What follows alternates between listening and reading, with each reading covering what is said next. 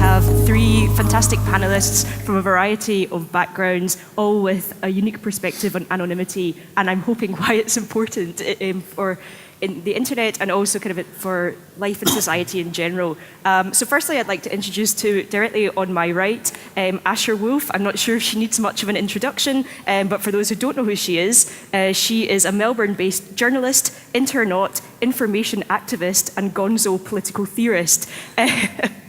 Quite a mouthful. Relevant to our panel, she also was one of the founders of Crypto Party, which, for those who don't know, is a grassroots attempt to introduce the basics of cryptography to the general public. Please welcome Asher.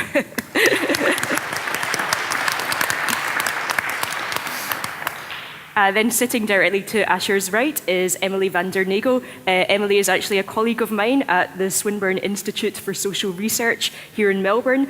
She's a PhD student writing what looks like a very interesting thesis about online anonymity and social media. So I'm guessing plenty on the NIM wars and so on. So please welcome Emily as well. Finally, sitting to Emily's right is Mark Nottingham. He is an active contributor to web and internet standards and is currently the chair of the HTTP working group, where apparently privacy is becoming increasingly topical. He's also a member of the W3C Technical Architecture Group, which guides the development of the web regarding many issues, including privacy. So please welcome Mark as well.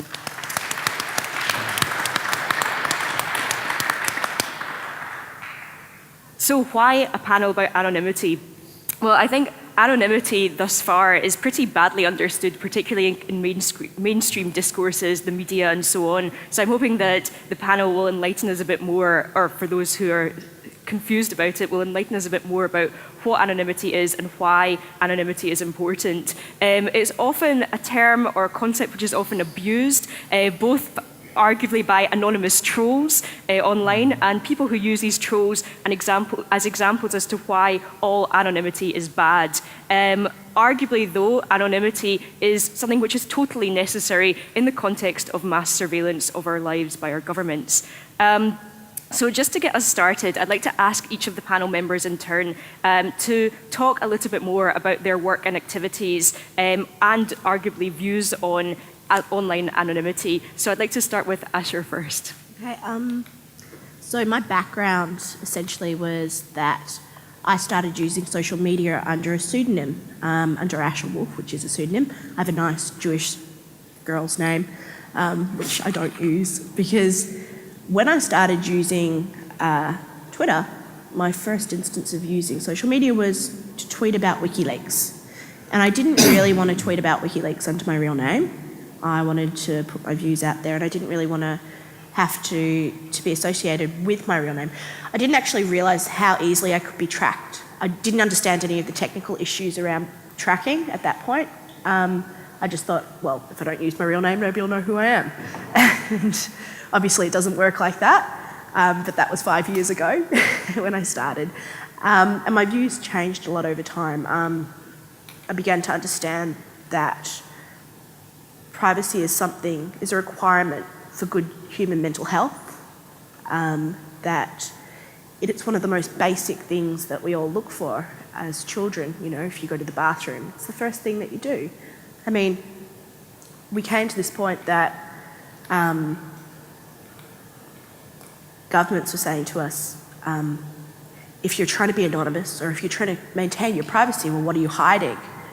And my response was, well, why shouldn't I be entitled to my own privacy, to my own space, to my own ability to control my data? And part of being able to do that is to be able to control my own anonymity, which, to be honest, for the most part, due to surveillance, I'm not.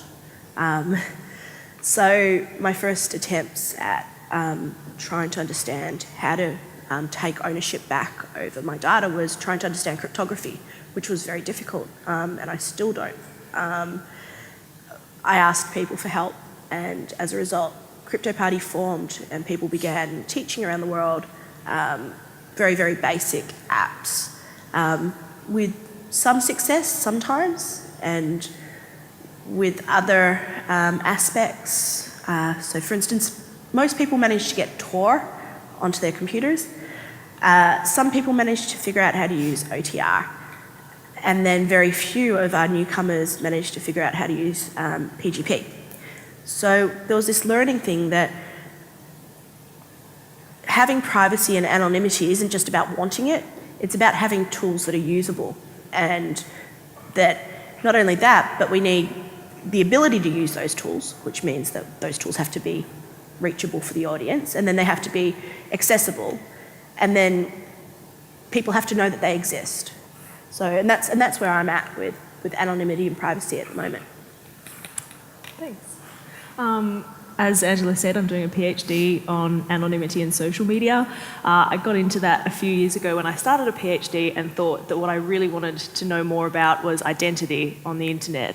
I've been using the internet for a long time, social media too, and it's always been really interesting to me how people mediate an idea of themselves. And the further I got into that, the more I saw a lot of really great research about how people translate themselves into this online space, but also maybe the thing that was missing was what happens when they don't, or when people want to use a different name to get into a different space or access something that doesn't necessarily link up to what people's real or legal name is. My thesis looks at different practices of being a self online.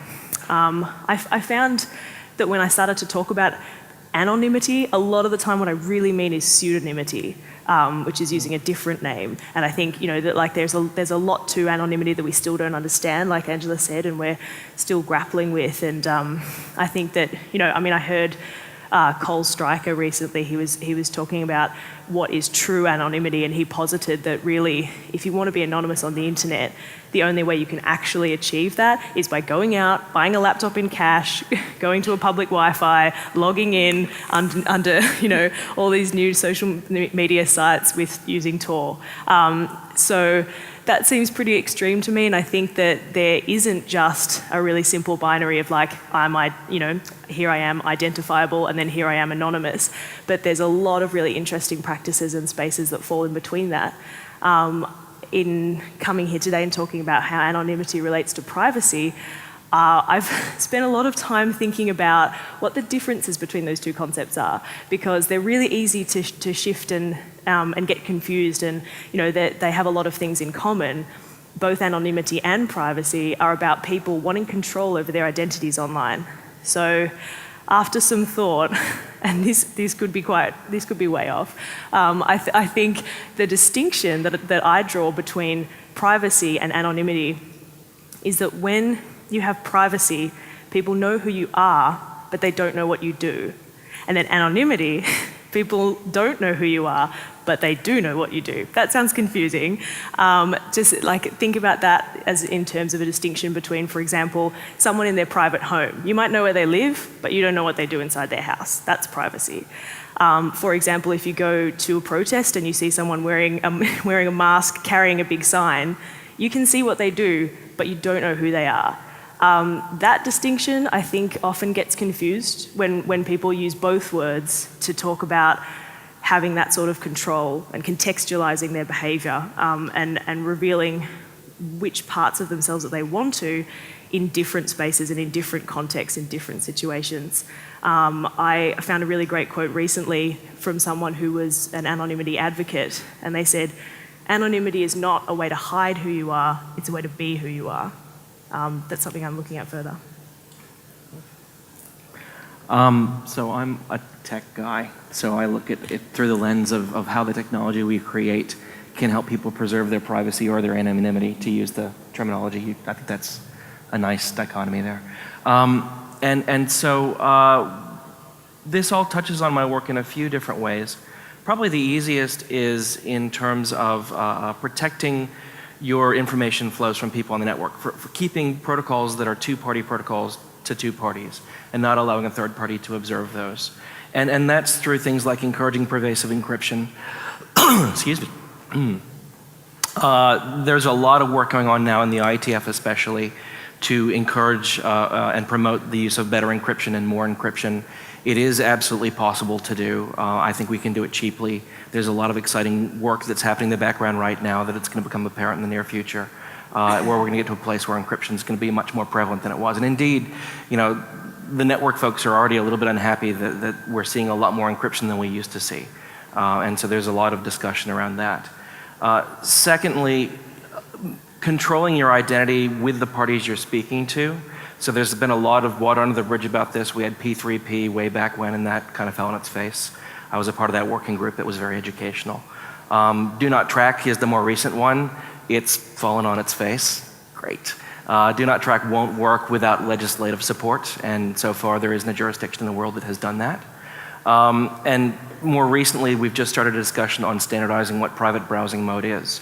And personally, I think that's a really interesting way to think about how we can help people protect their anonymity as well as their privacy, because there's a lot of good network effects there. Who uses private browsing mode? Okay, cool, good. That's a lot of hands, good. And finally, and probably most difficult, is again, these network effects can work against you too. The web, unfortunately, creates often a winner-take-all game, where Facebook gets out there and they get a network effect, and then if you want to communicate and get benefit from that community, you have to cede control of your identity to Facebook effectively, and they get to set the rules. They get to say, well, this is our real name policy. And I would like to create more protocols where that's not necessarily the case. I think as a community we benefit from that. And this is, you can think of it in terms of decentralization. There are a lot of different ways to go about it, but it's something we as a community need to think more about, I think.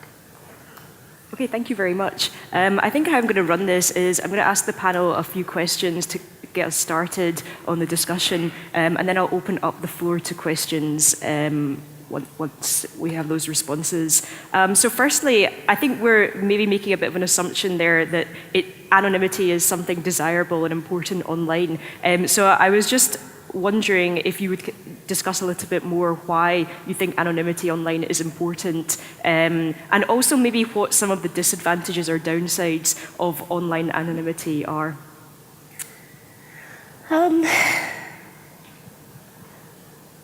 When I talk about anonymity, I talk about it from a very privileged perspective. I'm white, I'm middle class, I live in Australia.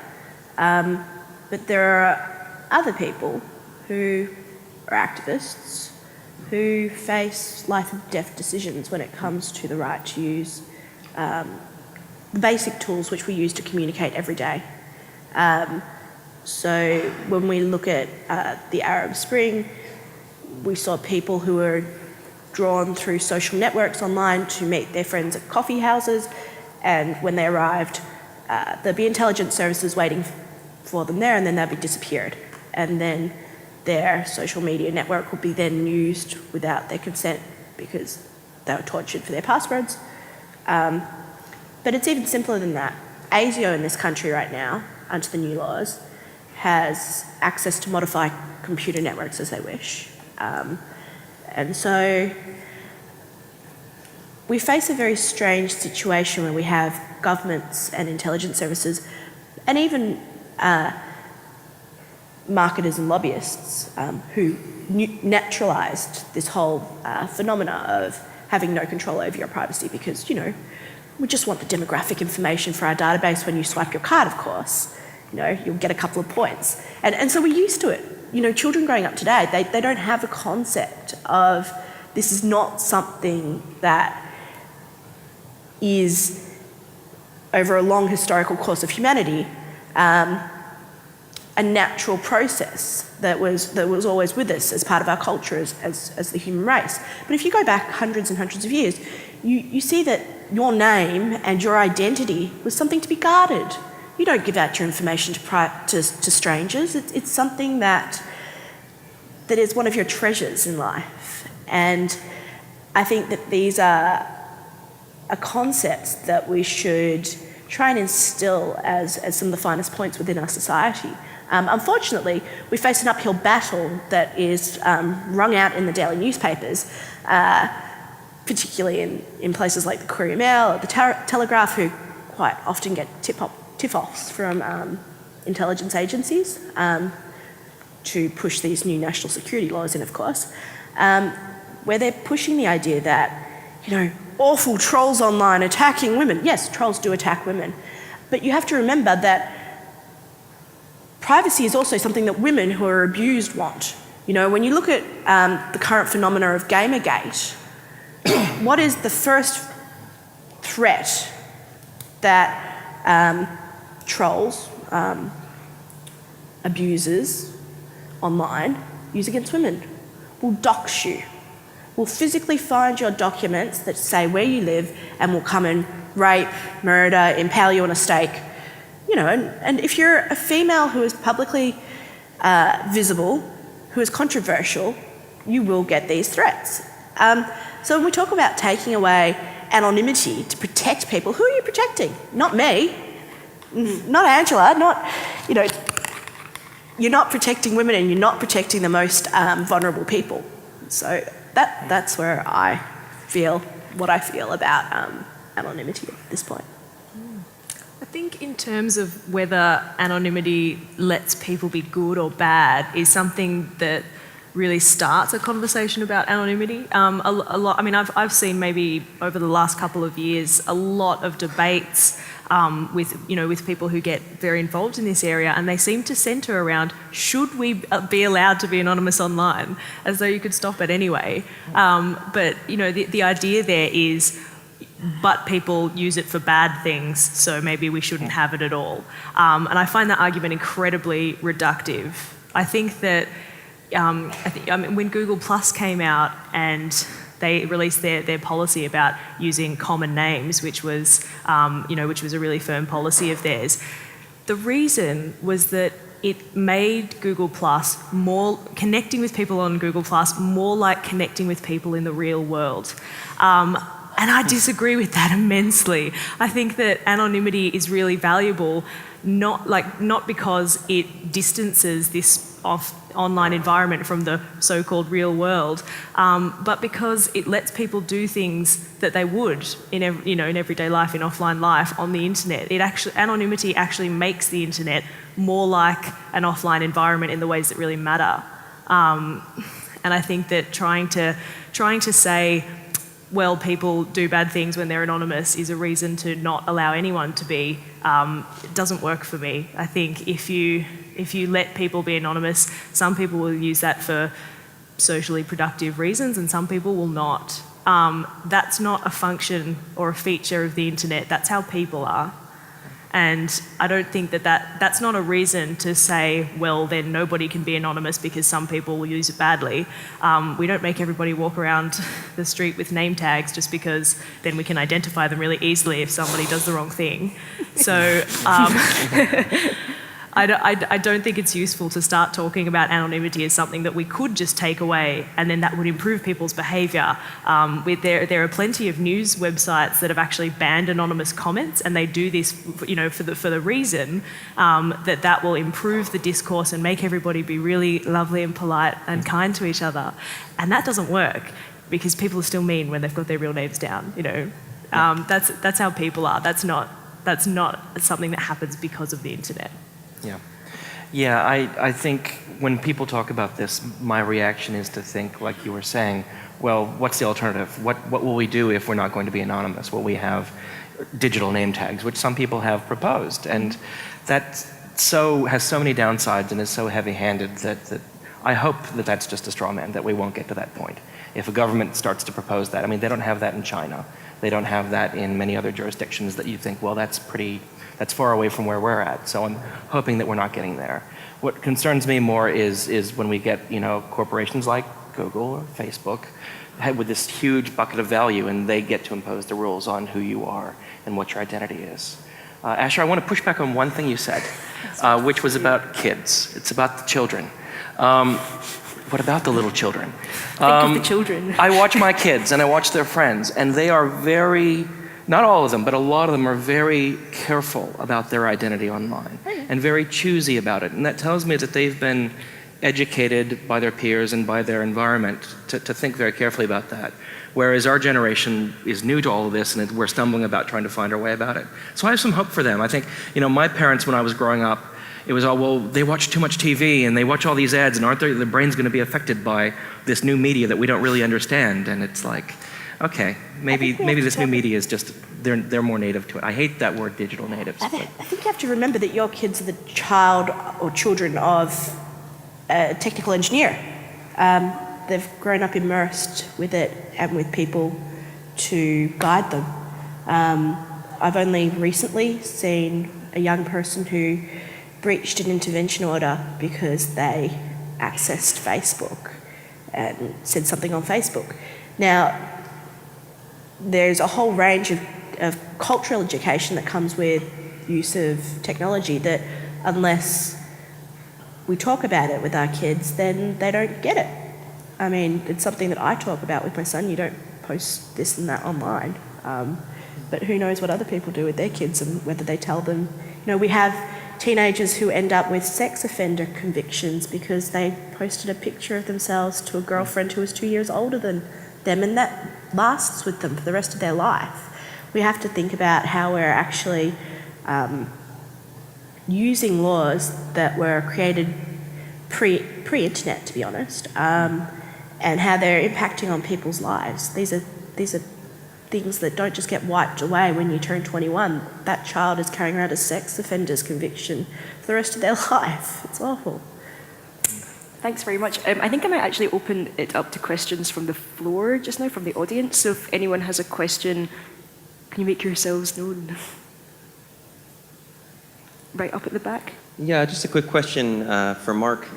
Since you've been involved in a lot of the protocols, is it possible, when we had our earlier talk talking a lot about the importance of net neutrality, and you've talked a little bit about how people have rallied around TLS, is it possible technically to engineer net neutrality by somehow anonymizing packets and that sort of thing, or is that a battle that we have to do on a political stage?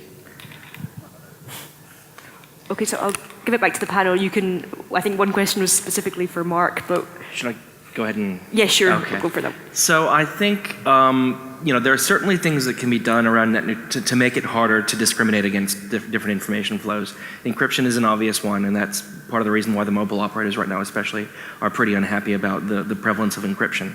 But beyond that, for me personally, net neutrality is much more about diversity of access.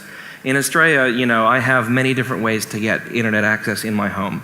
Unfortunately, I don't have the NBN yet, but I do have, a number of different providers over ADSL2. I have cable, 2 different providers over cable, and so that gives me a nice market to choose from. And so if one of the providers does something that, I perceive as impacting me negatively, I can switch to another one. Whereas in the US, the situation is very different. Most people have 1 or maybe 2 providers. And so that's a very unnatural amount of power that provider has there. It's, a monopoly, duopoly kind of situation. And that's where net neutrality really bites a lot harder. But from a technical standpoint, yeah, I think more prevalence of encryption is definitely going to be there. People are already talking about, well, how do we build things so that we can annotate those packets so then we can discriminate against the encrypted flows? And it's like, well, wait a minute, but that's kind of where we're at right now.